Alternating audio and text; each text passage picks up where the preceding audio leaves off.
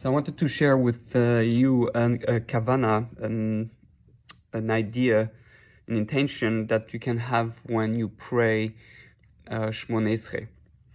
So one of the things that we do in Shmoneh Esre, just before, at the beginning, we take 3 steps forward, 3 steps back, and 3 steps forward. Really, it's only 3 steps forward that are important, especially according to Halacha.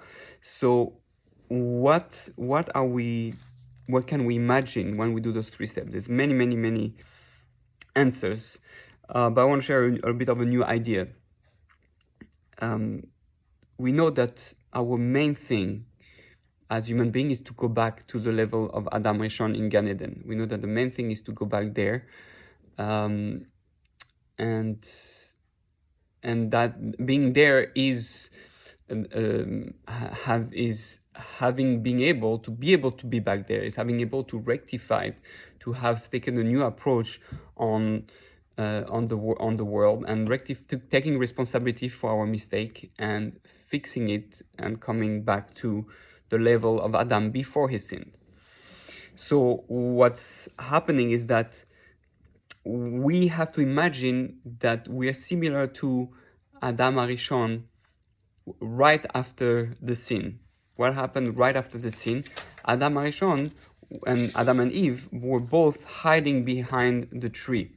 It says right in the Torah,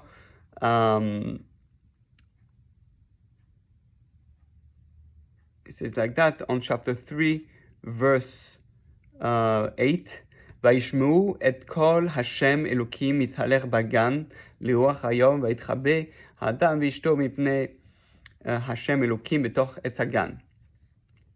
So right after they ate, they heard the sound of Hashem, God, manifesting itself in the garden towards evening, and the man and his wife hid from God among the trees of the garden. So they heard, again, what do we have before Shmoneh Esre? We have Shema. Shema Yisrael. Shema Yisrael, Hashem Elokeinu Hashem Echad. Right? Here also it says, Hashem, Vaikra Hashem Elokim El Hadam. It's like when it listen, Hashem Elokim, that and we got afraid in the Garden of Eden to confront him from our actions. So what we're saying is that we are playing the same, reenacting. We know that the only way to fix a sin on the completely is to be put exactly in the same situation and to reenact the same situation but this time fix it, do it differently. So we are behind the trees. We're hiding behind the trees. And we're hearing, we do Shema Yisrael. We're here listening that Hashem is getting closer. We're getting closer to our meeting to Hashem, and we hear His voice. And in the Shema, we're saying, you don't understand, Hashem loves you. Yes, there are consequences to our actions, but be a man, don't chicken out. So what we do, we infuse ourselves as we hear Hashem's voice talking to us, Shema Yisrael, and we put into our heart that Hashem loves us so much, and we're ready to the only thing that matters is really to be one with Hashem, what we truly desire, to be in love with Hashem, and to deal with the consequences of our action in order to be one with Him. And when we do the 3 steps, I'm literally saying I'm stepping out from behind the tree. And literally, I'm do the 3 steps. I see Hashem is coming, and now I come and I'm in front of Him right at that moment. So, and then I'm telling Hashem,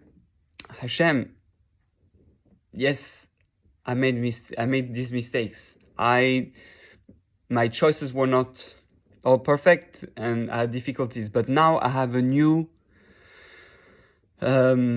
a new approach, I want to take responsibility for the world. And we know Shmoneh Esre is like, why do I have to ask Hashem? Hashem knows what the world needs. No, I'm taking responsibility for what the world needs. I'm doing shituf, partners with Hashem, and in fixing the damage. Hashem wants to fix it with me. He's here to help me. The problem is that in Gan Éden, we got scared and we blame someone else. So there I'm standing in front of Hashem, and I ask Hashem, I'm trying not to do the same mistake. So Hashem, sefatai tiftar ufi yagid tilatecha. Hashem, open my lips, and my mouth is going to speak about your glory, your greatness, your songs. And I'm saying that I'm ready to confess, so to speak. I'm ready to confess, I'm ready to speak, but give me the strength, because once, when I was in Gan Éden, I didn't get that strength. So, and I felt it was connected to the fact that we don't say it, we say it only on Shabbos. Maybe because Shabbos is even more Gan Éden than during the week. So we are like literally reconnecting to this moment even more than during the week. And what do we say on Shabbos? Aye mekam kevodo, right? In the Kedusha of Shacharit and Musaf, we say Aye mekam kevodo. Actually, the Musaf, sorry. The Musaf. So, why it's Aye? Aye, it brings us back to Gan Éden, where Hashem says Ayeka. And interesting, right? It has to do with the Malachim, and who guards the path to the Garden of Eden and to the Etz HaChaim. It's the Malachim, right? So we are like reconnecting to that moment that where everything, where there was a whole shift. So, I feel that it's a very special kavanah we can have at that point, and we're rectified. Maybe on Shabbat is where we rectified completely, because we're saying Kadosh, Kadosh, Kadosh, right? And we're saying Hashem is everywhere. Even in my fallen state, Hashem is here. I'm trying to realize that I can confront my mistake, I can confront my bad choice on any level, and just go back and the entrance of Gan Éden. And even the Gan Éden, when this happened, when we do tshuva on that level, who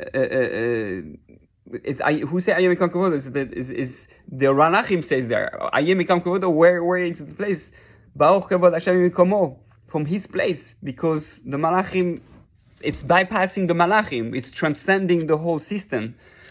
We are, the Malachim are not able to prevent us from entering Gan Éden, so to speak.